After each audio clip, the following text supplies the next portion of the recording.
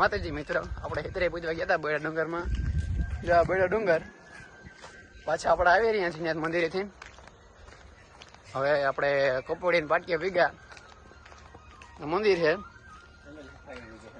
જો અહીંથી જંગલ સફારીનો બોર્ડ મારેલ છે. અહીંયા આંબાનો બગીચો. હા, હું નંદાણીયા શ્યામ. આ બધા ભાઈઓ કાકા મોટા આપા મંદિર. આજ ત્યાંનું વાતાવરણ જઈને એમને આનંદ થયો કે હે ને કાયમ આવવું જોઈએ. કાયમ તો ભૂગાય નહીં. જો જો જંગલ સફારી ને બોર્ડ મારે છે. ઝૂમ કરીને દેખાણ જરૂર.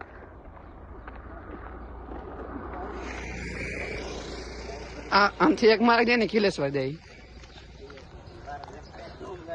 આને ખિલેશ્વર માર્ગ બતાવું જરૂર મિત્રો તમને. અહીં ગૌ માતા.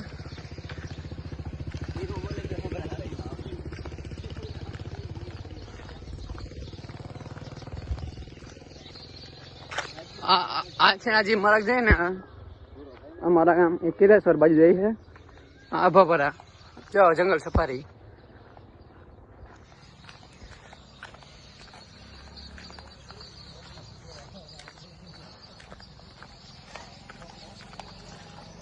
આ ઘુમલી બાજુ માર્ગ જાય. ઘુમલી સતસાગર ઘુમલી.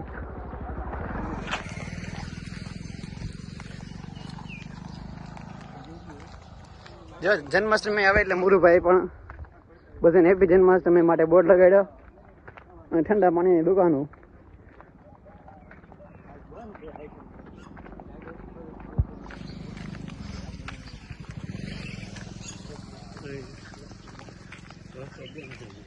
અહીંયા જો રસ્તો બંધ છે તો હું મારા મોટા આપણને પૂછો તમારે શું મનથી હશે આના વિશે કેવા રસ્તાનું કઈ નિરાકરણ લેવો.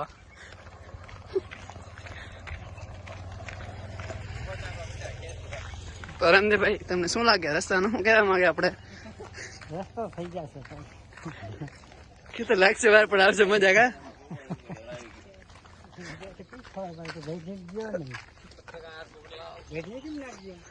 તો કોઈ લઈ જ ના ગયો તમને દેપ ગઈ.